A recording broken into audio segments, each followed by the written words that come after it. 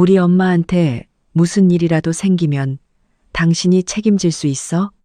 차예리는 어머니의 병상 옆에 있던 남자의 손을 뿌리쳤다. 그 사람은 강재헌, 그녀가 3년 전에 이혼한 전 남편이었다. 그는 아무런 말대꾸도 하지 않았다. 오명자 여사는 가쁜 숨을 몰아쉬며 숨을 쉴 때마다 양어깨가 들썩였다. 그는 짧게 말했다. 어머니를 똑바로 세우지 마. 의사 선생님이 숨이 차는 증상이 오면 상체를 높여 기대게 하라고 했어. 그는 베개를 다시 받쳐주고 그녀의 옷깃을 느슨하게 풀어준 뒤 서랍에서 혈압계와 손가락 산소포화도 측정기를 꺼냈다. 10분 뒤에도 가라앉지 않으면 내가 119에 전화할게. 예리는 바로 옆에 서 있었다. 그녀도 돕고 싶었다. 하지만 그 두 기계가 어디에 보관되어 있는지조차 몰랐다. 몇 분이 지나서야 어머니의 호흡이 조금씩 느려졌다. 재헌은 수치에서 눈을 떼지 않은 채 마치 이런 상황을 여러 번 겪어본 사람처럼 침착했다. 반면 예리는 그저 서서 바라볼 수밖에 없었다. 그녀를 가장 불편하게 만든 것은 전 남편이 자기 어머니 집의 물건을 만지고 있다는 사실이 아니었다. 그가 자기보다 어머니의 상태를 더 잘 알고 있다는 사실이었다. 불과 10분 전까지만 해도 예리는 재헌이 왜 이곳에 있는지조차 몰랐다. 그녀의 반짝이는 검은색 세단이 경상남도 하동의 한 작은 마을에 있는 오래된 집 앞에 막 멈춰 섰다. 거의 6년 동안 고향에 돌아오지 않았던 서울에서 대형 화장품 브랜드를 운영하는 여성 CEO는 차에서 내리자마자 미간을 찌푸렸다. 매달 어머니에게 적지 않은 돈을 보내고 있었다. 그런데도 기와는 빛이 발해 있었다.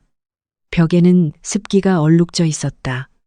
마당의 풀은 발목 가까이까지 자라 있었다. 엄마가 이렇게 살고 있었어? 그녀는 대문을 밀고 곧장 집 안으로 들어갔다. 안쪽 방에서 풍겨오는 양 냄새에 그녀의 발걸음이 빨라졌다. 그러다 방문 앞에서 우뚝 멈춰 섰다. 명자 여사는 창가 옆 낮은 침대에 누워 있었고 얼굴은 창백했다. 그런데 그녀의 옆에 앉아 한 손으로는 몸을 받쳐주고 다른 한 손으로는 죽그릇을 들고 있는 사람은 바로 재헌이었다. 그는 여전히 빛이 바랜 작업복을 입고 있었다. 무릎에는 시멘트 먼지가 묻어 있었다. 손목에는 갓 생긴 화상 자국이 하나 있었다. 3년 전 이혼 서류에 서명하던 날 그녀는 이 남자를 바라보며 이렇게 말한 적이 있었다. 당신은 평생 이렇게밖에 못 살 거야. 그런데 지금 자신이 삶에서 밀어냈던 그 사람이 가족인 것처럼 자기 어머니의 병상 옆에 앉아 있었다. 그녀는 가방끈을 꽉 움켜쥐었다. 당신이 왜 여기 있어? 재헌이 막 돌아보는 순간 명자 여사가 갑자기 심하게 기침하기 시작했다. 예리는 곧장 달려갔다. 몇 분 뒤 명자 여사의 상태가 조금 안정되자 재헌은 이불을 끌어올려 덮어주고 기기들을 제자리에 다시 넣었다. 그녀는 그 거칠고 굳은 살 박인 손을 바라봤다. 낯선 감정이 그녀의 마음속으로 스며들었다. 자신이 자란 집인데도 오히려 자신이 이제 막 찾아온 사람처럼 느껴졌다. 그 순간부터 예리는 꼬리에 꼬리를 물고 떠오르는 질문들을 머릿속에서 떨쳐낼 수 없었다. 이혼한 지 3년이나 지났는데 왜 전 남편이 아직도 여기 있는 걸까? 왜 그는 친딸인 자신보다 어머니의 병을 더 잘 알고 있는 걸까? 그리고 자신이 전혀 모르고 지낸 지난 2년 동안 이 집에서는 도대체 무슨 일이 있었던 걸까? 어머니의 호흡이 안정되고 나서야 예리는 방 안을 자세히 둘러볼 여유가 생겼다. 침대 옆 벽에는 시간대별 약 복용 시간을 적은 종이가 붙어 있었다. 오전 7시, 오후 1시, 밤 9시. 그 아래에는 자기 전에 혈압을 재야 한다는 작은 메모까지 적혀 있었다. 그녀는 그 글씨를 단번에 알아봤다. 재헌의 글씨였다. 그녀는 냉장고를 열었다. 안에는 음식이 담긴 통마다 만든 날짜를 적은 종이가 붙어 있었다. 단호박죽, 삶은 채소, 싱겁게 찐 생선, 심지어 끼니마다 먹을 음식을 담은 작은 통들까지 미리 나누어져 있었다. 그녀는 냉장고 문을 3개 닫고 돌아섰다. 침대 옆에는 체온계, 혈압계, 손가락 산소 포화도 측정기, 깨끗한 수건, 마사지 오일, 그리고 숫자가 빼곡하게 적힌 두꺼운 기록 노트까지 있었다. 전부 같은 사람이 기록한 것이었다. 그녀는 재헌을 바라봤다. 당신 여기서 얼마나 오래 있었어? 그는 방금 명자 여사에게 물을 마시게 한 컵을 씻고 있었다. 질문을 듣고도 그는 잠시 손을 멈췄을 뿐이었다. 어머니한테 뭐가 필요한지 알 만큼은 오래 있었어. 짧은 대답은 그녀를 더욱 불편하게 만들었다. 그녀는 어머니 쪽으로 몸을 돌렸다. 내가 돈을 꼬박꼬박 보내잖아. 왜 간병인을 안 썼어? 명자 여사는 아무 말도 하지 않았다. 한참 뒤에야 천천히 입을 열었다. 전에 써봤어. 그녀는 잠시 멈칫했다. 그럼 그 사람은 어디 갔어? 돈 받고 일하는 사람은 정해진 시간에 와. 명자 여사는 재헌을 바라봤다. 시간이 되면 가고. 그러고는 덧붙였다. 그런데 얘는 새벽 2시에 엄마가 전화해도 달려와. 방 안이 갑자기 조용해졌다. 그녀는 어머니를 바라봤다. 그리고 말없이 약통들을 하나씩 정리하고 있는 전 남편을 바라봤다. 가슴 한쪽이 찌르듯 아파오는 느낌이 들었지만 그녀는 곧바로 그 감정을 밀어냈다. 단순히 정 때문일 리 없었다. 아무런 대가도 바라지 않고 저 많은 일을 하는 사람은 없었다. 그녀는 손가락에 살짝 힘을 주었다. 재헌에게는 분명 다른 목적이 있을 것이다. 그날 저녁 예리는 진주의 한 유명한 식당에서 음식을 주문했다. 소갈비찜, 전복찜, 생선구이, 낡은 부엌의 작은 식탁은 금세 예전에 명자 여사가 좀처럼 먹어보지 못했던 음식들로 가득 찼다. 예리는 갈비 한 점을 어머니의 밥그릇에 놓아주었다. 엄마, 좀 더 먹어. 이제부터는 내가 다 챙길게. 명자 여사는 2점을 억지로 먹고는 젓가락을 내려놓았다. 너무 느끼해. 엄마는 못 먹겠다. 그녀가 미처 말을 꺼내기도 전에 뒤쪽에서 재헌이 말했다. 어머니는 싱겁게 드셔야 해. 그녀는 곧바로 돌아봤다. 내 엄마는 내가 알아서 돌볼 수 있어. 재헌은 그녀를 잠깐 바라봤지만 말다툼하지 않았다. 그는 그저 음식 상자 몇 개를 한쪽으로 치운 뒤 부엌으로 들어갔다. 약 20분 뒤 뜨거운 단호박죽 한 그릇이 명자 여사 앞에 놓였다. 고기도 없었다. 화려한 장식도 없었다. 소금도 거의 들어가지 않았다. 그런데도 명자 여사는 한 숟갈씩 천천히 먹었다. 식사가 끝날 무렵에는 죽그릇이 거의 비어 있었다. 그녀는 맞은편에 앉아 손도 대지 않은 채 그대로 남아있는 비싼 음식 상자들에 시선을 두었다. 재헌은 자신이 옳았다는 것을 증명하려는 말을 한마디도 하지 않았다. 그는 그저 남은 생선을 가져다가 부엌 불빛 아래 앉아 작은 가시들을 하나씩 끈기 있게 발라낸 뒤 명자 여사의 그릇에 놓아주었다. 그 모습은 갑자기 그녀를 결혼 초기의 시절로 끌고 갔다. 그녀가 밤늦게까지 야근하던 날이면 그는 늘 따뜻한 밥을 남겨두었다. 그녀가 위가 아프던 날이면 그녀가 입을 열기도 전에 그는 따뜻한 물을 준비해주곤 했다. 그녀가 지치면 가장 먼저 알아채는 사람도 늘 그였다. 하지만 그때의 그녀는 그런 것들을 단 한 번도 가치 있다고 생각하지 않았다. 그 당시 그녀의 눈에는 오직 한 가지 질문만 있었다. 가족을 돌볼 줄밖에 모르는 남자가 과연 자신을 어디까지 데려갈 수 있을까? 자정이 가까운 시각, 예리는 어머니 방에서 무언가 떨어지는 소리에 잠에서 깼다. 그녀는 벌떡 일어나 그쪽으로 달려갔다. 명자 여사는 숨을 가쁘게 몰아쉬며 한 손으로 이불 끝을 붙잡고 있었고 얼굴은 창백해져 있었다. 엄마. 그녀가 막 어머니를 똑바로 앉히려는 순간 재헌이 막아섰다. 세게 당기지 마. 그는 침대 머리 쪽을 올리고 베개를 받쳐 명자 여사가 반쯤 앉은 자세가 되게 한 뒤 혈압계와 산소포화도 측정기를 꺼냈다. 천천히 숨 쉬어요, 어머니. 재헌은 전혀 의사처럼 행동하지 않았다.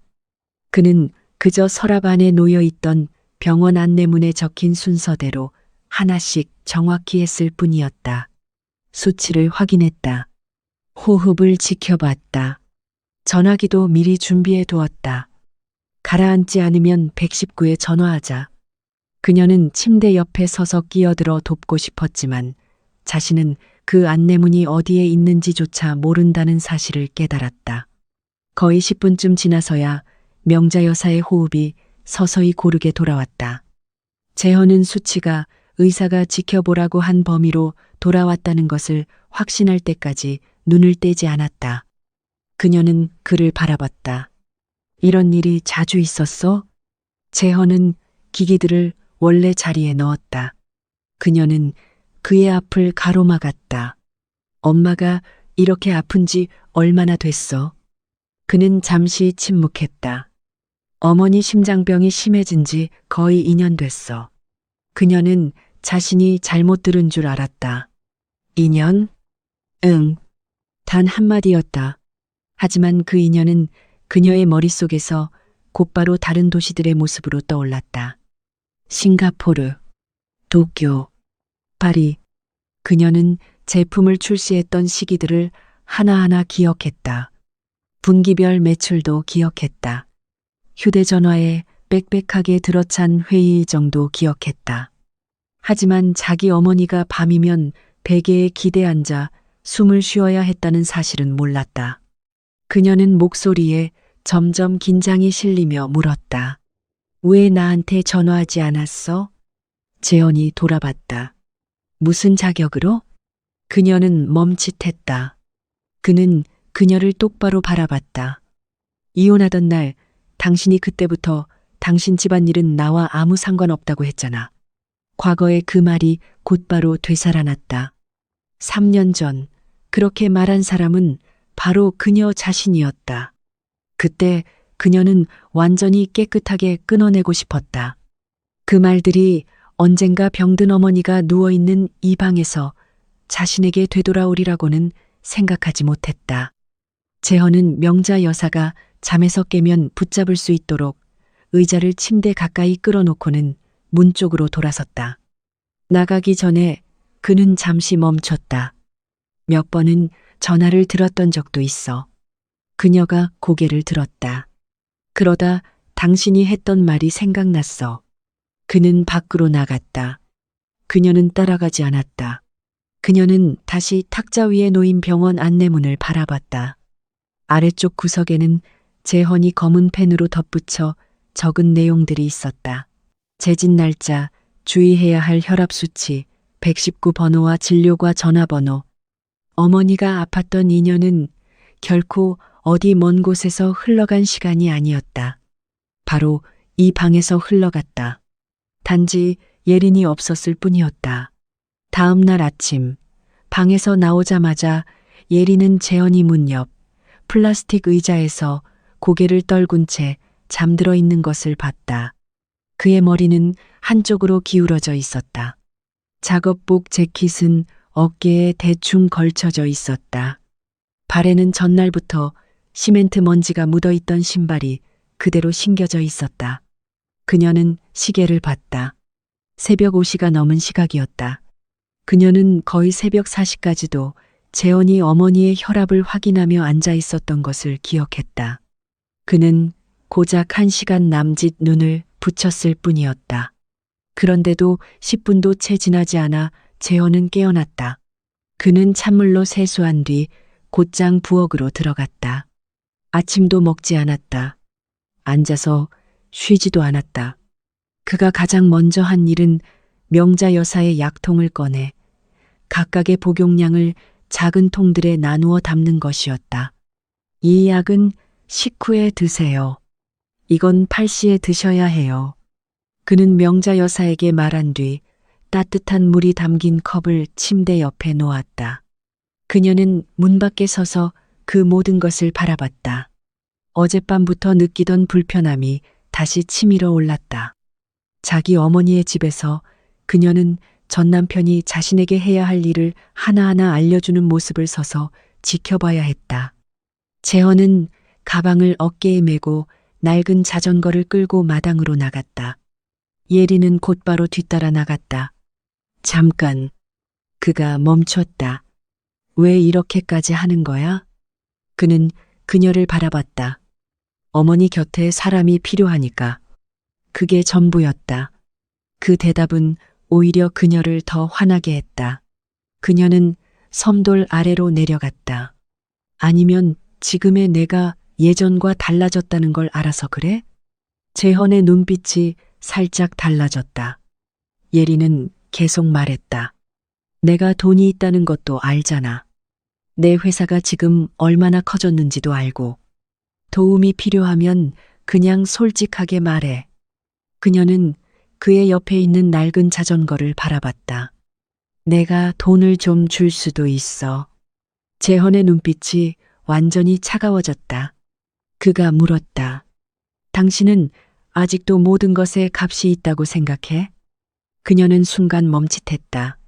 그 말은 그녀가 늘 지키려 애써온 자존심을 정면으로 건드렸다. 적어도 돈은 많은 걸 해결할 수 있어. 그녀는 그가 입고 있는 낡은 옷을 바라봤다. 3년이 지났는데도 당신은 그대로네. 여전히 공사장에서 일하고, 여전히 이 자전거를 타고 다니고. 재헌은 아무 말도 하지 않았다. 바로 그 침묵 때문에 예리는 더욱 평정을 잃었다. 당신에게 미래가 없는 건 당신 선택이야. 하지만 우리 엄마를 핑계로 다시 내 삶에 들어오려 하지는 마. 재헌은 그녀를 아주 오래 바라봤다. 반박하지 않았다. 변명하지도 않았다. 그녀는 대문 쪽을 가리켰다. 오늘부터 여기 오지 마. 엄마는 내가 직접 돌볼 수 있어.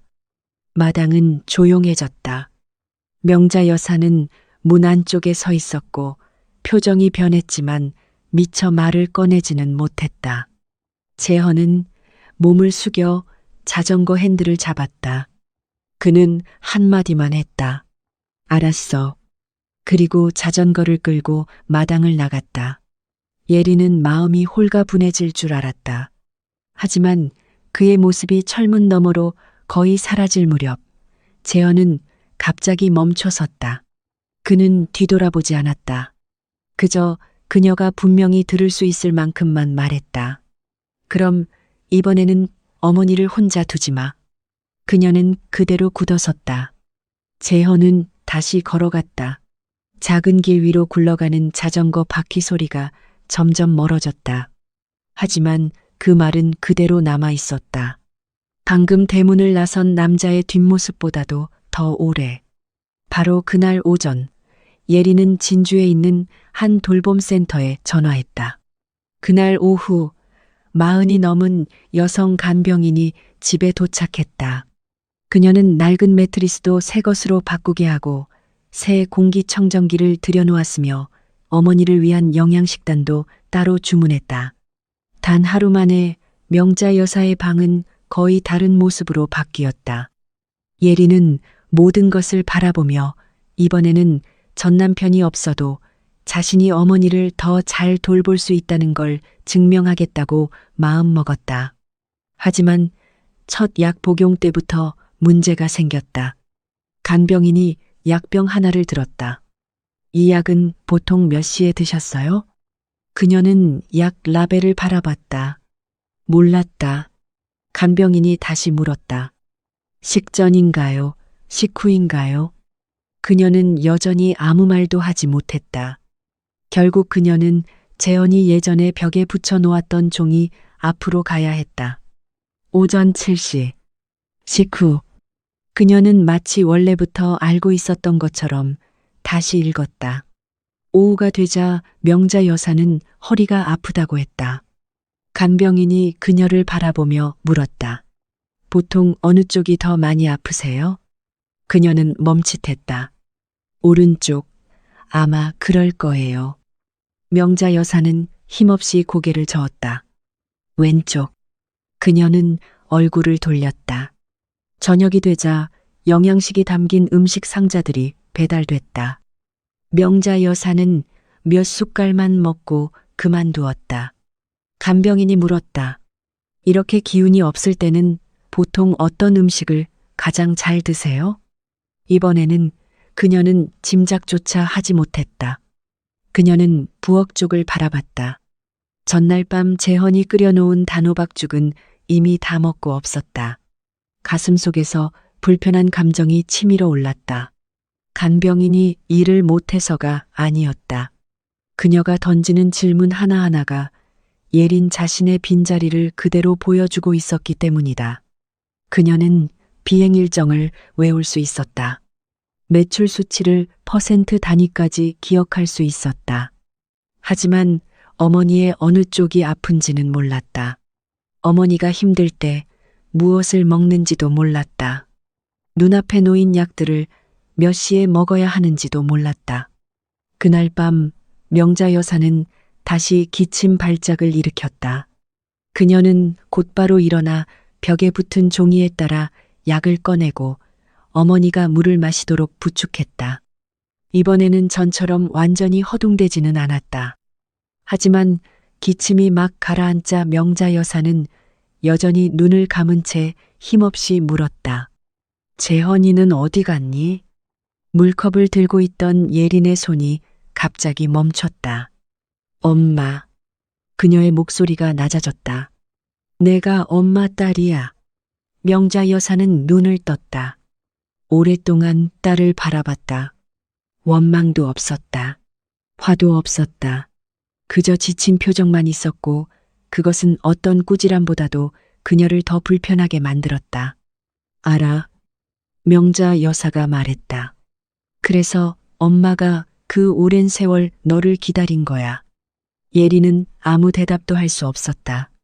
창밖으로 대문 앞길은 완전히 어두워져 있었다. 그녀는 무의식적으로 그쪽을 바라봤다. 하지만 이번에는 낡은 자전거의 그림자는 다시 나타나지 않았다. 다음 날 아침 예리는 평소보다 일찍 일어났다. 전날 밤 어머니가 한 말이 여전히 그녀를 불편하게 했다. 어머니가 자신을 탓해서가 아니었다. 너무도 담담하게 말했기 때문이었다. 엄마가 그 오랜 세월 너를 기다린 거야. 그녀는 더 이상 그 방에 앉아 있고 싶지 않아 집 뒤편의 작은 창고로 갔다. 그곳에는 오랫동안 아무도 손대지 않은 낡은 물건들이 가득 쌓여 있었다. 그녀는 종이 상자들을 하나씩 내려놓기 시작했다.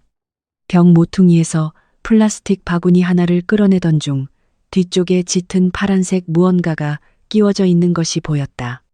그녀는 몸을 숙여 그것을 꺼냈다. 남성용 우비였다. 왼쪽 어깨 부분이 거의 절반쯤 찢어져 있었고 검은 실로 서툴게 꿰매져 있었다. 등 부분에는 오래전에 묻어 말라붙은 갈색 자국도 남아 있었다. 그녀가 막 버리려던 순간 마당에서 누군가 부르는 소리가 들렸다. 명자 씨 집에 있어요? 들어온 사람은 몇 집 건너에 사는 이웃 박복순이었다. 그녀는 막단 채소 한 바구니를 들고 왔다. 하지만 예린이 들고 있는 우비를 보자 갑자기 걸음을 멈췄다. 이걸 아직도 가지고 있었네? 예린은 그녀를 바라봤다. 이거 아세요? 복수는 바로 대답하지 않았다. 그녀의 시선은 찢어진 어깨 부분에 머물렀다. 예린이 문득 물었다. 재헌이 거예요? 복수는 마치 그녀가 그걸 물어야 한다는 사실 자체가 놀랍다는 듯 예린을 바라봤다. 몰랐어? 예린은 말이 없었다. 이웃 아주머니는 채소 바구니를 내려놓았다. 지난 겨울에 네 엄마가 집 안에서 쓰러졌어. 그날 진눈깨비가 내렸고 길이 아주 미끄러웠지. 택시를 불러도 아무도 마을 안까지 들어오려고 하지 않았어. 예리는 손에 든 우비를 꽉 움켜쥐었다. 그래서요? 재현이가 업고 큰 길까지 나갔어. 그녀는 고개를 들었다. 업고 갔다고요? 거의 2km를. 복수는 찢어진 어깨 부분을 가리켰다. 다리 아래 비탈길에 이르렀을 때 재현이가 발을 헛디뎠어. 세게 넘어져서 무릎이 찢어질 정도였지. 옷에 묻은 저 자국은 아마 진흙이랑 피일 거야. 그녀는 아래를 내려다봤다. 우비 등에 남은 오래된 갈색 자국이 갑자기 전보다 더 보기 힘들어졌다. 도와달라고 누구한테 연락하지 않았어요? 했지. 복수는 한숨을 쉬었다. 그런데 그때는 다들 멀리 있었어. 재헌이는 더 늦어지면 네 엄마가 위험할까봐 그것만 걱정했어. 넘어지고 나서 다시 일어나서 또 업고 갔어. 한 번도 내려놓지 않았어. 그녀는 아무 말도 하지 않았다. 머릿속에는 빛이 바랜 작업복이 떠올랐다. 굳은 살 박인 두 손, 손목에 화상 자국, 그리고 자신이 한때 경멸하는 눈으로 바라봤던 낡은 자전거. 복수는 그녀를 바라보다가 덧붙였다. 그날 병원에 도착하고 나서도 의사가 먼저 재현이 상처부터 치료하자고 했어. 그런데 걔가 싫다고 했지. 네 엄마부터 먼저 봐달라고 했어. 그녀는 고개를 숙여 우비를 바라봤다. 이번에는 사람들이 어쩌면 과장해서 말하는 것이라고 스스로를 달랠 수 없었다. 재헌이 누군가의 환심을 사려고 그랬다고 핑계를 댈 수도 없었다. 찢어진 우비가 바로 그녀의 손 안에 있었다. 꿰맨 실도 그대로 남아 있었다. 얼룩도 그대로 남아 있었다. 또 다른 질문이 그녀의 머릿속에 떠오르기 시작했다. 정말 돈 때문이었다면 재헌이 눈비 내리는 밤에 한 여자를 거의 2km나 업고 갈 이유가 뭐였을까? 그날 오후 예리는 어머니에게 필요한 물건을 더 사기 위해 시장에 나갔다. 먼저 약국에 들를 생각이었지만 건축 자재를 파는 곳을 지나던 순간 한 나이 든 남자가 갑자기 그녀를 불러 세웠다. 예린이 맞지? 그녀는 걸음을 멈췄다. 남자는 몇 초 동안 그녀를 바라보다가 옅게 웃었다. 정말 오랜만에 내려왔네. 그녀는 형식적으로 고개만 끄덕였다. 그대로 지나가려던 순간 그가 갑자기 물었다. 재헌이는 요즘도 다리가 아픈가? 그녀는 멈칫했다. 다리가 왜요? 남자는 곧바로 놀란 얼굴로 그녀를 바라봤다. 몰랐어? 그녀는 대답하지 않았다. 그는 공사장으로 이어지는 길을 가리켰다. 작년에 비가 많이 왔어. 걔가 자전거 타고 일하러 가다가 두갈의 커브에서 바퀴가 미끄러져서 그대로 도랑에 빠졌지. 예리는 문득 전날 아침 재현이 약간 절뚝거리며 걷던 모습이 떠올랐다. 그때는 그저 힘든 일을 해서 피곤한 줄로만 알았다. 많이 다쳤어요? 한쪽 다리가 온통 멍이 들었지. 사람들이 며칠 쉬라고 했는데 딱 하루만 쉬었어. 다음 날 또 자전거 타고 일하러 갔지. 그녀는 미간을 찌푸렸다. 작년부터 계속 자전거를 타고 다녔어요. 그럼 뭘 타고 다녀? 노인이 되물었다. 그녀는 천천히 말했다. 예전에는 오토바이가 있었잖아요. 남자는 웃음을 터뜨렸다. 팔아버렸지, 뭐. 그녀는 가만히 서 있었다. 팔았다고요? 그래. 진작 팔았어. 남자는 말을 마치고 다시 시멘트 포대들을 정리하기 시작했다. 마치 이 동네 사람이라면 누구나 아는 이야기라는 듯했다. 하지만 그녀는 바로 걸음을 옮길 수 없었다. 처음 집에 돌아왔던 날, 울타리 옆에 세워져 있던 낡은 자전거가 갑자기 또렷하게 떠올랐다. 그때 그녀는 그 자전거를 보며 재현이 아직도 제대로 된 오토바이 한 대 살 돈조차 없을 만큼 가난하다고 생각했다. 집으로 돌아오는 길 내내 팔아버렸지, 뭐, 라는 말이 머릿속에서 반복됐다. 골목 입구에 이르자 예리는 복순이 채소 화분 몇 개에 물을 주고 있는 모습을 봤다. 그녀는 곧장 다가갔다. 복순 아줌마. 복순이 돌아봤다. 무슨 일이야? 재현이 오토바이는 언제 팔았어요? 무로스를 들고 있던 복순의 손이 느려졌다. 그녀는 예린을 잠시 바라보다가 한숨을 쉬었다. 작년에 네 엄마가 응급으로 입원했을 때 예린은 등골이 서늘해지는 것을 느꼈다. 병원비 때문에요? 먼저 내야 하는 돈이 있었어. 그때 재헌이한테는 돈이 모자랐지. 그녀는 곧바로 물었다. 그럼 제가 보낸 돈은 왜 안 썼어요? 복수는 고개를 저었다. 그건 네 엄마한테 물어봐야 해. 그러고는 말을 이었다. 그날 걔가 바로 오토바이를 팔러 갔어. 오후에 돈을 받자마자 병원비부터 냈지. 그때부터 공사장까지 자전거를 타고 다녔어. 그녀는 더 이상 아무 말도 하지 않았다. 고개를 돌려 집으로 이어지는 길을 바라봤다. 이번에는 낡은 자전거를 떠올려도 재현이 실패한 사람처럼 보이지 않았다. 그 자전거는 새로운 질문이 되었다. 만약 그가 어머니의 병원비를 마련하려고 출퇴근에 쓰던 교통수단까지 팔아야 했다면 예린이 지난 몇 년 동안 계속 보내온 돈은 어디로 간 걸까? 집에 도착하자마자 예린은 곧장 어머니의 방으로 들어갔다. 복순의 말이 계속 머릿속을 맴돌았다. 재현은 병원비를 내기 위해 유일한 오토바이를 팔았다. 그렇다면 매달 자신이 보내온 돈은 어디로 간 걸까? 그녀는 보험 서류와 병원비 납부 내역을 찾으려고 서류가 들어있는 서랍을 열었다. 안에는 낡은 봉투 몇 개와 진료 서류, 회색 서류 봉투 하나가 들어있었다. 통장 하나가 바닥으로 떨어졌다. 예금주는 오명자였다. 그녀는 몇 장을 넘겼다. 그리고 완전히 멈췄다. 입금된 돈은 모두 차예린의 이름으로 되어 있었다. 이번 달, 지난달, 1년 전, 2년 전, 돈은 계속 빠짐없이 들어오고 있었다. 잔액은 아주 조금밖에 줄지 않았다. 자신은 어머니가 치료비로 썼을 거라고 생각했던 돈이 거의 전부 그대로 남아 있었다. 그녀는 통장을 들고 침대 쪽으로 갔다. 엄마, 명자 여사는 통장을 보는 순간 딸이 무엇을 묻고 싶은지 알아챘다. 왜 이 돈을 안 썼어? 명자 여사는 잠시 침묵하다가 대답했다. 생활비로 조금만 뺐어. 나머지는 모아뒀어. 누구 주려고? 너 주려고. 그녀는 미간을 찌푸렸다. 내가 엄마한테 쓰라고 보낸 돈이잖아. 알아. 하지만 너는 큰 사업을 하잖니. 잘 될 때도 있고 안 될 때도 있고.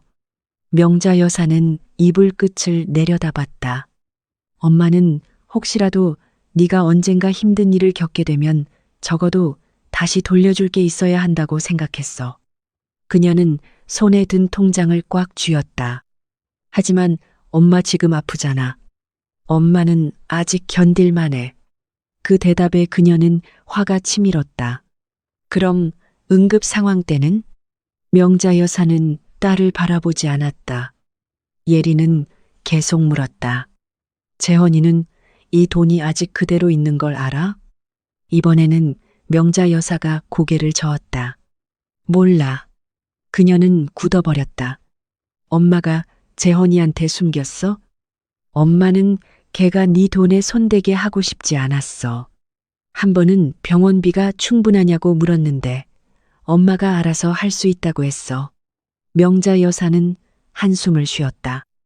그건 엄마가 잘못했어. 그녀는 말을 끊지 않았다. 작년에 엄마가 급하게 입원했을 때는 거의 정신이 없었어. 눈을 떴을 때는 이미 병원비가 납부돼 있었고, 재현이는 그냥 일당을 미리 받았다고만 했어. 나중에서야 걔가 오토바이를 팔았다는 걸 알았지. 그녀는 통장을 바라봤다. 그런데도 엄마는 말 안 했어. 말했어. 그 뒤에 엄마가 돈을 빼서 돌려주려고 했지. 그런데 걔가 안 받았어. 명자 여사는 잠시 말을 멈췄다. 걔가 그러더라. 네가 보낸 돈은 엄마 치료하는 데 쓰라고. 자기가 한 일은 자기 일이라고. 그녀는 대답하지 않았다. 그녀는 문득 잘못된 선택을 한 사람이 자신만은 아니었다는 것을 깨달았다. 어머니 역시 너무 고집스러운 방식으로 딸을 지키려고 했던 것이다. 그리고 재현은 서로 대신 결정하려는 두 여자 사이에서 부족한 몫을 묵묵히 떠안고 있었다. 그녀는 목소리를 낮췄다. 그럼 그 뒤 치료비는? 명자 여사는 침대 옆 작은 나무장 쪽으로 얼굴을 돌렸다. 대답하지 않았다.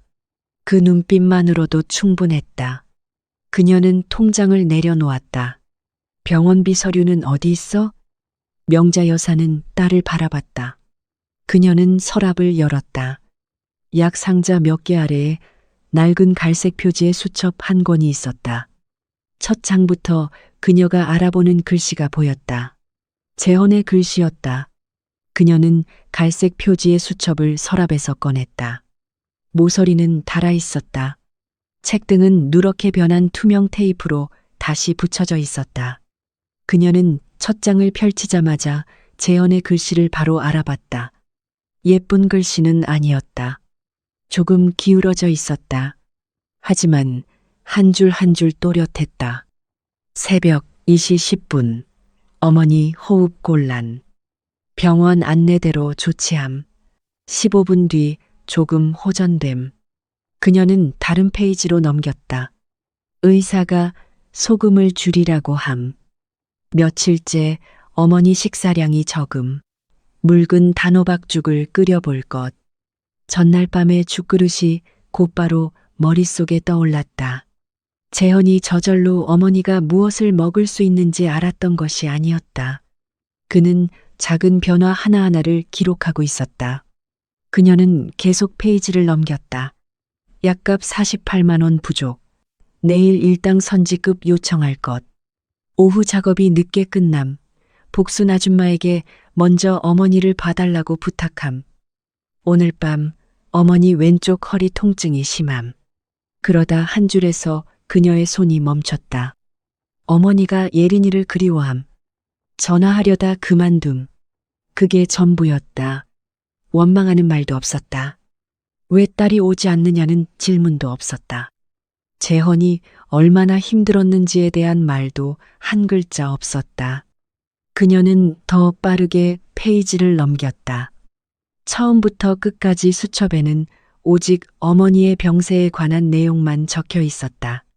어느 날 식사를 했는지, 어느 날 잠을 못 잤는지, 언제 병원에 갔는지, 어떤 약이 바뀌었는지, 언제 혈압이 이상했는지. 몇몇 페이지에는 재헌이 진료과 전화번호와 재진 일정까지 적어두었다. 그녀가 수첩을 덮으려던 순간 영수증 한 장이 미끄러져 나왔다. 그녀는 그것을 주었다. 병원 영수증이었다. 납부자란에 이름 하나가 적혀 있었다. 강재헌. 그녀는 다음 장을 넘겼다. 또 한 장. 여전히 같은 이름이었다. 그리고 또 한 장.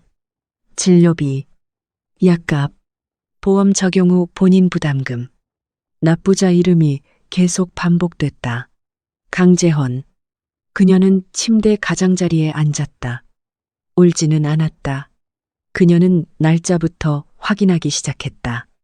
영수증의 날짜는 복순이 방금 이야기해준 어머니의 입원 시기와 겹쳤다. 금액이 적은 것도 있었다. 공사장에서 일하는 사람이 몇 주 동안 돈을 마련해야 할 만큼 큰 금액도 있었다. 그리고 그 영수증들 사이에서 오토바이 매매 서류 한 장이 바닥으로 떨어졌다. 판매자 이름은 강재헌이었다. 서명 날짜는 바로 전년도 명자 여사가 응급으로 입원했던 시기였다. 복순의 말이 확인된 셈이었다. 그녀는 그 서류를 한쪽에 내려놓았다. 수첩을 다시 정리하려던 순간 뒤쪽에 얇은 서류철 하나가 더 있었다. 맨 위에 적힌 문구를 보는 순간 그녀는 멈칫했다. 부동산 매매 계약서. 매도인 이름. 강재헌. 그녀는 주소를 내려다봤다. 아는 곳이었다. 어디선가 읽어봐서가 아니었다. 3년 전 두 사람이 아직 부부였을 때 재헌이 그녀를 그곳에 데려간 적이 있었기 때문이다. 언덕 아래의 작은 땅이었다. 그날 재헌은 풀밭 한가운데 서서 평평한 땅 쪽을 가리키며 말했다. 나중에 여기에 작은 집 하나 짓고 싶어. 그때 예리는 여전히 휴대전화를 손에 들고 있었다. 그녀는 주위를 둘러보다가 웃었다. 당신이 언제 돈을 다 모으려고? 재헌은 화내지 않았다. 그는 그저 들판 쪽을 바라봤다. 조금 늦어도 괜찮아. 마지막에 돌아올 곳만 있으면 돼. 그때 그녀에게는 그 꿈이 너무 작아 보였다. 그녀는 서울을 원했다. 고층에 있는 사무실을 원했다. 다른 사람들이 우러러보는 삶을 원했다. 언덕 아래에 집을 짓고 싶다는 재헌의 꿈은 그녀의 눈에 단 한 가지 사실만 증명하는 것처럼 보였다. 그는 절대 자신을 따라잡지 못할 거라는 것. 그런데 이제 그 땅은 더 이상 없었다. 그녀는 계약서를 들고 어머니 앞으로 갔다. 엄마. 명자 여사는 서류를 보자마자 얼굴이 어두워졌다. 이것도 엄마 때문이야? 명자 여사는 아주 오랫동안 침묵했다. 그러다 고개를 끄덕였다. 작년에 입원했을 때였어. 처음 병원비를 내고 나서 의사가 엄마가 더 입원해서 치료를 받아야 한다고 했어. 그때 엄마는 아직 많이 약했고 재헌이가 오토바이를 팔았다는 것도 몰랐어. 그녀는 어머니를 똑바로 바라봤다. 엄마는 재헌이가 땅을 판 걸 미리 알고 있었어. 아니, 명자 여사는 고개를 저었다. 걔는 그냥 공사장 쪽에서 돈을 더 마련했다고만 했어. 엄마는 믿었고 퇴원하고 나서야 서류 가방 안에서 오토바이 매매 서류랑 땅 매매 계약서를 둘 다 봤어. 그녀는 손에 든 서류를 꽉 쥐었다. 그래서 엄마는 어떻게 했어? 걔를 혼냈지. 네가 보낸 돈을 빼서 돌려주겠다고 했어. 그런데 걔가 안 받았어. 명자 여사는 문 쪽을 바라봤다. 그날 걔가 엄마한테 그러더라. 땅은 없어져도 다시 마련할 수 있어요. 사람은 잃고 나면 안 돼요. 그녀는 아무 말도 하지 않았다. 명자 여사는 계속 말했다. 엄마도 잘못이 없는 건 아니야. 네 돈을 숨겨두는 게 너를 위한 일이라고만 생각했어. 걔가 자기 것을 다 팔아버릴 줄은 몰랐지. 그녀는 목소리를 낮췄다. 그런데 알고 나서도 왜 그 돈을 안 썼어? 그 일 이후에는 치료비로 일부를 꺼냈었어. 명자 여사가 대답했다. 하지만 재헌이는 오토바이 값이나 땅값을 엄마가 돌려주는 건 받지 않았어. 이미 쓴 돈은 끝난 일로 치자고 했어. 네가 보낸 돈은 다음 치료에 쓰라고 했고 그제야 모든 것이 제대로 이어졌다. 예린이 보낸 돈이 완전히 손도 대지 않은 채 남아 있었던 것은 아니었다.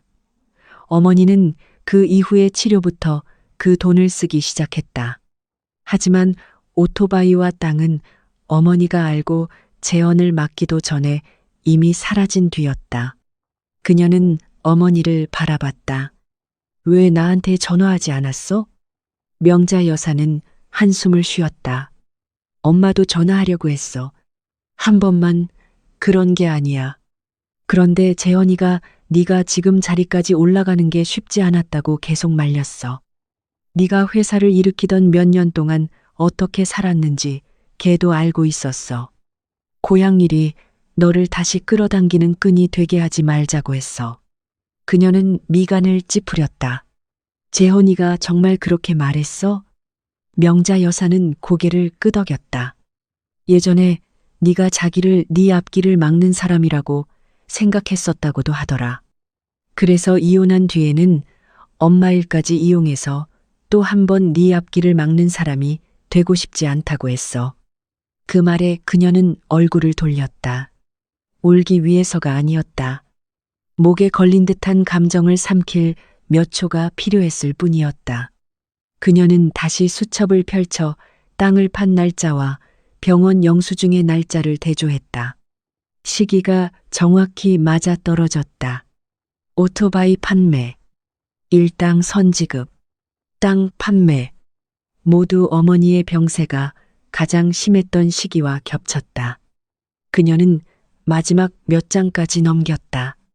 종이 가장자리 가까이에 아주 짧은 한 줄이 적혀 있었다. 가끔 예린이에게 많이 화가 났다. 그녀는 멈췄다. 수첩 처음부터 여기까지 재헌은 거의 자기 이야기를 적은 적이 없었다. 그 아래 문장은 더 짧았다. 하지만 어머니 잘못은 아니다. 그녀는 그 두 문장을 한 번 더 읽었다. 그 순간 그녀의 생각 속에서 무언가가 달라졌다. 어쩌면 재헌이 이 모든 일을 한 건 그가 한 번도 상처받지 않았기 때문이 아닐지도 몰랐다. 어쩌면 그는 그녀가 생각했던 것보다 훨씬 더 많이 아팠을지도 몰랐다. 그리고 어쩌면 정말로 그녀를 미워했던 순간도 있었을 것이다. 그녀는 수첩을 덮었다. 재헌이가 아직도 나한테 마음이 있어서 이 모든 걸 한 거야? 명자 여사는 고개를 저었다. 그건 아니야. 그녀는 어머니를 바라봤다. 명자 여사는 이혼한 뒤 재헌이 거의 반년 동안 완전히 모습을 감췄다고 천천히 이야기했다. 전화도 하지 않았다. 다시 찾아오지도 않았다. 진주 근처의 한 원룸으로 옮겨 공사장 일을 시작했다. 아는 사람 말로는 그녀 이야기가 나오는 대화조차 피했다고 했다. 걔도 아팠지. 명자 여사가 말했다. 정말 끊어내려고 했어. 그녀는 고개를 숙였다. 이혼 서류에 서명하던 날, 재헌은 붙잡지 않았다. 그때 그녀는 그가 너무 쉽게 받아들였다고 생각했다. 하지만 그게 아니었다. 그런데 왜 다시 온 거야? 명자 여사는 딸을 바라봤다. 어느 날 엄마가 시장에서 쓰러졌거든. 약 2년 전 명자 여사는 하동시장 한복판에서 어지럼증을 느끼고 쓰러졌다. 휴대전화는 떨어져 깨졌다. 주변 사람들이 지갑 안에서 예린의 번호를 찾아 여러 번 전화했지만 아무도 받지 않았다. 그날 예린은 도쿄에 있었다. 거래처와 회의하는 동안 휴대전화를 비서에게 맡겨둔 상태였다. 결국 복순이 재헌의 예전 번호를 기억해냈다. 사람들이 걔한테 전화했어. 1시간도 안 돼서 걔가 왔어. 그녀는 고개를 들었다. 진주 외곽 공사장에서 일하고 있었어. 일하던 것도 다 놓고 달려왔지. 재헌은 명자 여사를 병원으로 데려갔다. 입원 절차를 밟았다. 아침까지 곁에 있었다. 그리고 다음 날 다시 일하러 갔다. 그 일 뒤에 엄마가 오지 말라고 했어. 명자 여사가 말했다. 너희 둘은 이미 이혼했다고 했지. 그랬더니 걔는 엄마 건강은 엄마의 일이지. 너희 둘의 결혼과는 상관없는 일이라고 하더라. 그때부터 재헌은 며칠에 한 번씩 찾아왔다. 명자 여사의 병이 더 심해지자 그가 찾아오는 횟수도 늘어났다. 그가 다시 가족처럼 돌아온 특정한 날이 있었던 것은 아니었다. 그저 명자 여사가 깨달았을 때는 무슨 일이 생기면 가장 먼저 거는 전화번호가 이미 재헌의 번호가 되어 있었다. 명자 여사는 예린을 바라봤다. 한 번은 엄마도 네가 방금 한 질문을 그대로 했어. 아직도 너를 사랑해서 이러는 거냐고? 그녀는 아무 말도 하지 않았다. 엄마가 걔한테 네가 밉지 않냐고 물어봤어. 명자 여사는 그때를 떠올렸다. 그날 걔가 현관 밖에서 전구를 갈고 있었어. 엄마가 물었지. 예린이가 밉지 않니? 걔가 한동안 가만히 있더라. 그러고는 말했어. 미웠죠. 그녀는 벤 고개를 들었다. 그 한마디는 지금까지 재현에 대해 들었던 어떤 좋은 이야기보다도 그녀를 더 놀라게 했다. 명자 여사는 계속 말했다. 화가 난 적도 있다고 했어. 너를 보고 싶지 않았던 적도 있다고 했고, 평생 다시는 이 집에 들어오지 않겠다고 생각한 적도 있다고 했어. 그녀는 아무 말도 하지 않았다. 머릿속에 전 남편 모습이 갑자기 더 현실적으로 느껴졌다. 그는 아픔도 모를 만큼 마냥 착하기만 한 사람이 아니었다. 그도 상처받았다. 떠나고 싶었던 적도 있었다. 다만 그 아픔을 한때 자신에게 잘해준 사람을 나쁘게 대할 이유로 삼지 않았을 뿐이었다. 명자 여사는 딸을 똑바로 바라봤다. 그리고 나서 걔가 한마디 했어. 제가 그 사람한테 화가 난 건 제 일이에요. 어머니가 저한테 잘해주신 건 다른 일이잖아요. 그녀는 시선을 내렸다. 울지는 않았다. 그저 몇 초 동안 가만히 앉아 있다가 일어섰다. 재헌이 지금 어느 공사장에서 일해? 명자 여사는 딸을 바라봤다. 그녀는 수첩과 서류들을 다시 가지런히 정리해 서랍 안에 넣었다. 그녀는 더 이상 다른 사람의 말을 통해 그의 이야기를 듣고 싶지 않았다. 이번에는 직접 그를 만나고 싶었다. 그가 아직 자신을 사랑하는지 묻기 위해서가 아니었다. 다시 그를 붙잡기 위해서도 아니었다. 그녀에게는 먼저 해야 할 일이 하나뿐이었다. 사과하는 것. 공사장은 진주 외곽에 있었고 큰 길에서도 꽤 멀리 떨어져 있었다. 예린이 차에서 내리자마자 콘크리트 믹서 소리와 금속이 부딪히는 요란한 소리가 들렸다. 하얀 먼지로 뒤덮인 작업장 한가운데서 재현은 다른 두 사람과 함께 트럭에서 자재판을 내리고 있었다.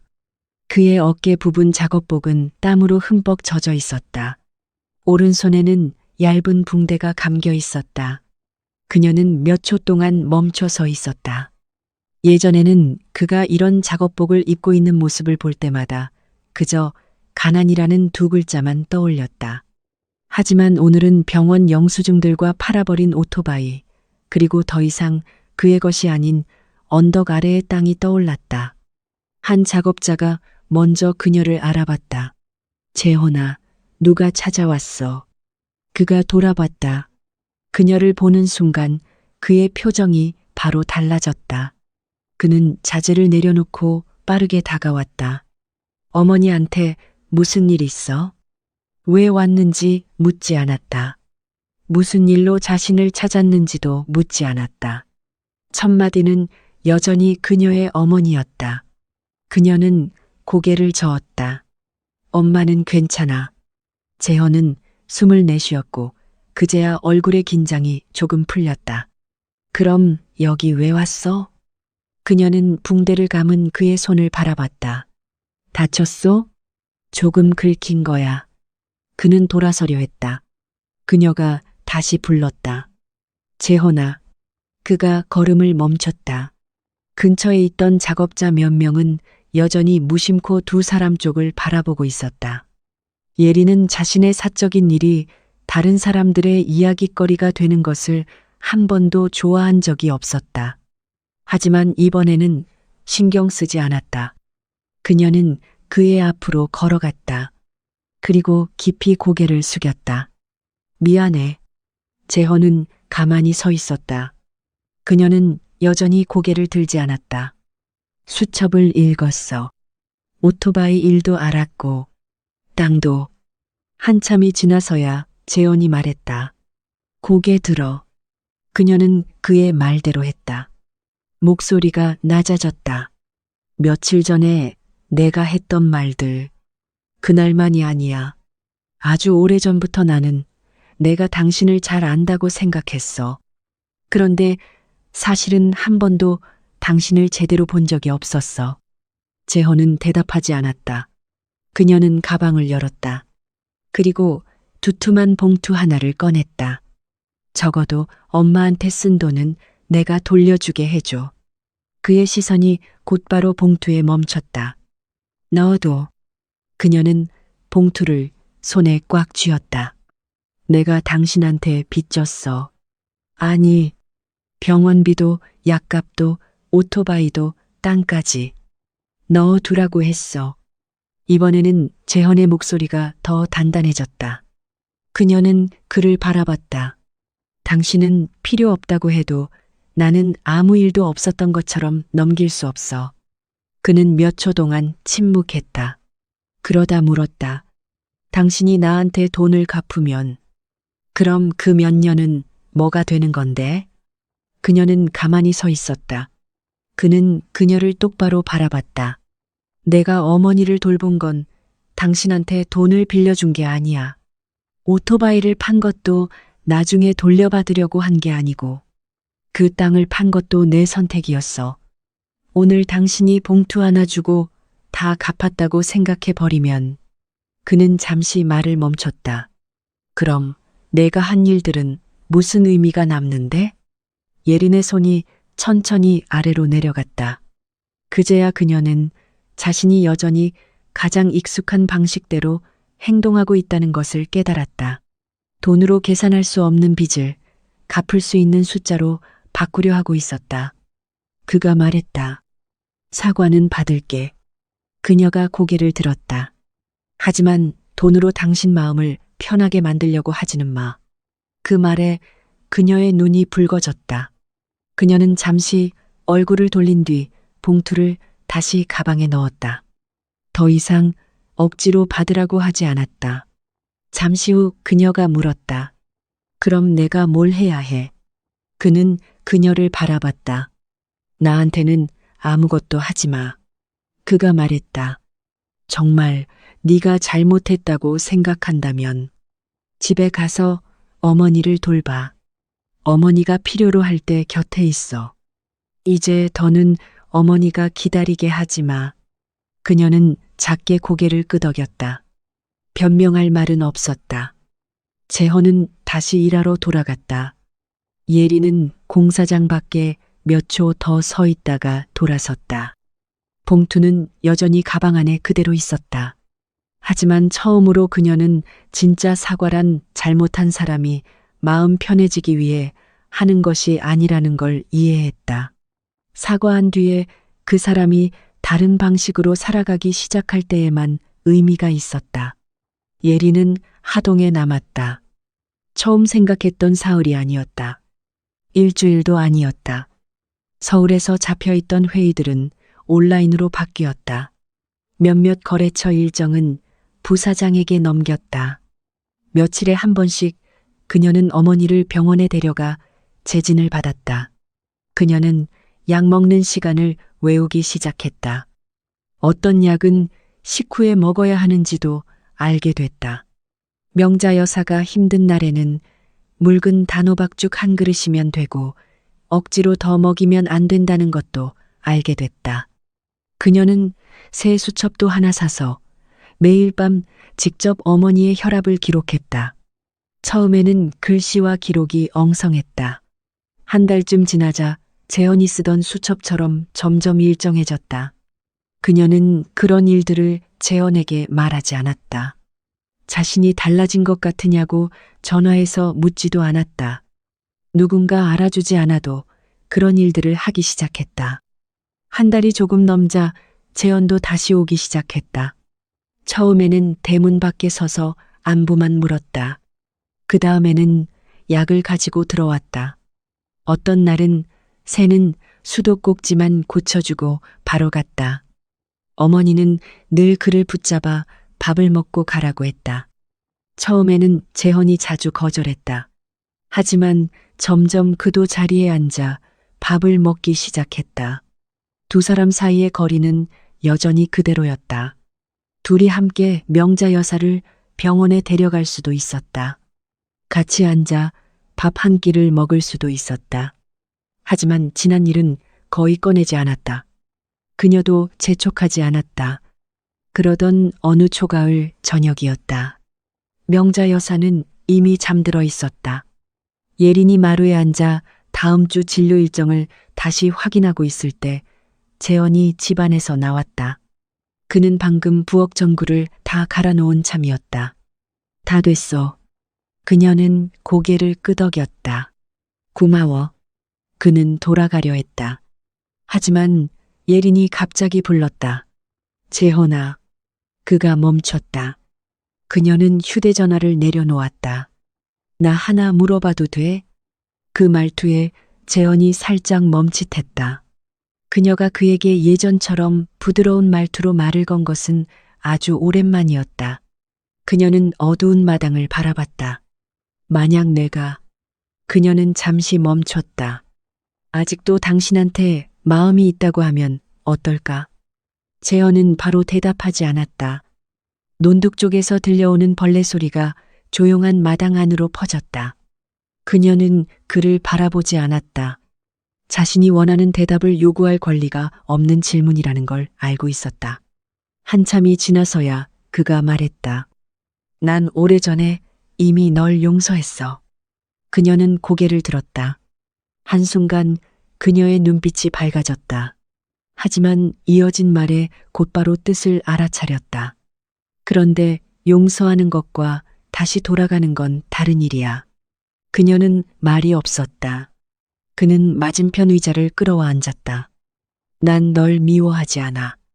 아직도 미워했다면 이렇게 앉아서 너랑 이야기하지도 못했을 거야. 그는 자신의 두 손을 내려다봤다. 하지만 그 3년이 없었던 일인 것처럼 할 수도 없어. 그녀는 손가락에 살짝 힘을 주었다. 그가 계속 말했다. 예전에 네가 내 일을 부끄러워할 때마다, 내가 충분히 좋은 사람이 아니라고 말할 때마다 난 다 기억해. 용서할 수 있는 일도 있어. 그렇다고 그 일이 사라지는 건 아니야.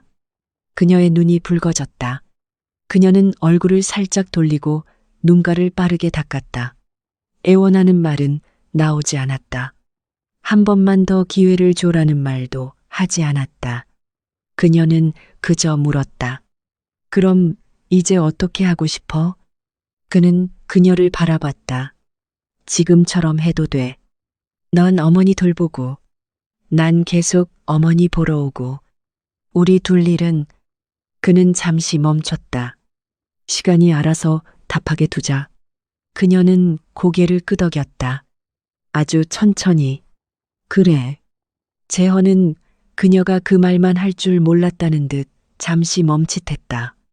하지만 예리는 그저 일어나 탁자 위에 컵을 들었다. 늦었어. 조심해서 가. 그는 몇 초 더 그녀를 바라본 뒤에야 대문을 나섰다. 예리는 마루 아래에 서서 그의 모습이 점점 멀어지는 것을 바라봤다. 여전히 마음은 아팠다.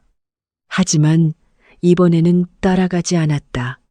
정말 그를 존중한다면 그 상처까지도 존중해야 했기 때문이다. 그에게 돌아오라고 강요하지 않는 것이야말로 자신이 정말 달라졌다는 가장 분명한 증거였다. 1년 후, 명자 여사의 건강은 더 안정됐다. 약을 제때 먹고 싱겁게 먹고 정기적으로 재진을 받으면서 숨이 차는 증상도 점점 줄었다. 예리는 여전히 서울에서 회사를 운영했다. 하지만 그녀의 일정은 더 이상 하동에 한 번 다녀올 시간조차 없을 정도로 꽉 차 있지 않았다. 매주 그녀는 집에 내려왔다. 어떤 날은 어머니를 병원에 데려가기 위해 내려왔다가 다음 날 아침 바로 서울로 올라가기도 했다. 재헌도 다른 길을 시작했다. 그는 예전에 함께 일했던 기술자 3명과 작은 수리팀을 꾸려 하동과 진주 일대의 낡은 집 지붕 수리, 방수공사, 리모델링 일을 맡기 시작했다. 아직 큰 사업은 아니었다. 하지만 안정적이었다. 그리고 그것은 그가 자기 손으로 직접 일군 것이었다. 그해 가을, 지역에서는 혼자 사는 노인들의 집을 고쳐주기 위한 모금 행사가 열렸다. 예린의 회사가 자재비 대부분을 후원했다. 재헌의 팀은 몇몇 집의 공사를 맡았다. 행사 당일 예리는 후원사 자격으로 참석했다. 그녀가 몇몇 기업 관계자들과 이야기를 나누고 있을 때 뒤쪽 마당에 있는 재헌이 눈에 들어왔다. 그는 작업복을 입고 있었다. 소매는 걷어 올린 채였다. 작업자들과 함께 옮겨갈 자재를 확인하고 있었다. 그녀 옆에 서 있던 한 사업가가 그쪽을 바라봤다. 아는 분입니까? 그가 웃었다. 두 분 꽤 가까워 보이네요. 예리는 바로 대답하지 않았다. 3년 전이었다면 이런 질문 한마디만으로도 그녀는 화제를 돌리려 했을 것이다. 한때 그녀는 남편이 거래처 사람들을 만나는 자리에 나타나는 것을 원하지 않았다. 그가 뭔가 잘못해서가 아니었다. 남편의 직업이 부끄러웠기 때문이다. 그녀는 작업자들 사이에 서 있는 남자를 바라봤다. 그리고 먼저 불렀다. 재헌아. 그가 돌아봤다. 그녀는 그에게 다가갔다. 이쪽은 강재헌 씨예요. 그녀는 잠시 말을 멈췄다. 제가 가장 존경하는 사람입니다. 사업가는 잠시 놀란 표정을 지었다. 재헌도 그녀를 바라봤다. 그녀는 그가 예전에 오토바이를 팔았던 이야기를 꺼내지 않았다. 땅 이야기도 하지 않았다. 그가 몇 년 동안 자신의 어머니를 돌본 일을 다른 사람들이 박수칠 만한 이야기로 만들지도 않았다. 그녀는 그저 예전에는 그에게 주기를 거부했던 바로 그것으로 그를 소개했다. 존중. 행사가 끝난 뒤 재헌은 남은 공구상자 몇 개를 차에 실었다. 예리는 대문 근처에서 어머니를 기다리고 있었다. 그가 다가왔다. 사람들이 뭐라고 할까봐 걱정 안 돼? 그녀는 미소를 지었다. 예전에는 너무 오래 남들의 시선을 의식하며 살았어. 그녀는 차들이 하나둘 마당을 빠져나가는 모습을 바라봤다. 이제는 지쳤어. 그가 아주 옅게 웃었다. 아무도 지난 일을 다시 꺼내지 않았다. 그날 오후 예리는 하동의 집으로 돌아왔다. 어머니는 마당에 앉아 채소를 다듬고 있었다. 재헌은 철문 옆에 몸을 숙이고 드라이버로 느슨해진 경첩을 조이고 있었다. 이 대문 또 소리가 나네요. 명자 여사가 타박했다. 올 때마다 꼭 할 일을 찾아서 한다니까. 그가 웃었다. 5분이면 다 고쳐요. 그녀는 대문 밖에 서서 두 사람을 바라봤다. 1년 전 바로 이 자리에서 그녀는 손가락으로 밖을 가리키며 재헌에게 다시는 오지 말라고 했었다. 그는 낡은 자전거를 끌고 그 대문을 지나 나갔다. 떠나기 전에 단 한마디만 남겼다. 그럼 이번에는 어머니를 혼자 두지 마. 그녀는 마당 안으로 들어갔다. 재헌이 고개를 들었다. 왔어? 응. 다시 돌아오겠다는 약속은 없었다. 두 사람이 앞으로 어떤 사이가 될지에 대한 대답도 없었다. 그리고 예리는 묻지 않았다. 그녀는 한 사람을 존중한다는 것이 단지 공개적으로 그 사람의 가치를 인정하는 것만은 아니라는 걸 이해했다. 때로는 그 사람이 아직 돌아오지 않을 권리까지 받아들이는 것이기도 했다. 어머니가 옆에 있는 의자를 끌어당겼다. 앉아서 과일 좀 먹어. 예리는 어머니 옆에 앉았다. 재헌은 경첩 수리를 끝내고 대문을 한번 닫아봤다. 대문은 아주 부드럽게 닫혔다. 예전에 삐걱거리는 소리도 더 이상 나지 않았다. 그녀는 막 닫힌 대문을 바라보다가 곁에 앉아있는 어머니를 바라봤다. 6년의 부재는 돈으로 되돌릴 수 없었다. 3년의 상처 역시 한마디 사과로 지울 수 없었다. 하지만 오늘부터 예리는 가족이 자신을 필요로 할 때 곁에 남는 것을 선택할 수 있었고 그 마음이 돌아오든 돌아오지 않든 한 사람의 마음을 존중할 수 있었다. 돈으로 병원비는 낼 수 있다. 하지만 누군가를 대신해 병상 곁에서 밤을 꼬박 새울 수는 없다. 오늘도 장여사 극장에서 끝까지 이야기를 들어주셔서 감사합니다. 여러분이 재헌이라면 예린이 1년 동안 정말로 달라진 모습을 보여준 뒤 다시 한번 기회를 주시겠습니까? 아니면 이미 용서했더라도 어떤 상처는 예전으로 돌아가지 않는 것이 더 나을까요? 여러분의 생각과 지금 어디에서 이 이야기를 듣고 계신지 댓글로 알려주세요. 이처럼 감정이 깊은 가족 이야기를 좋아하신다면 다음 이야기를 놓치지 않도록 장여사 극장 구독도 잊지 말아주세요. 여러분과 가족 모두 늘 평안하고 건강하시며 지금도 말없이 곁을 지켜주는 사람들을 소중히 여기시길 바랍니다.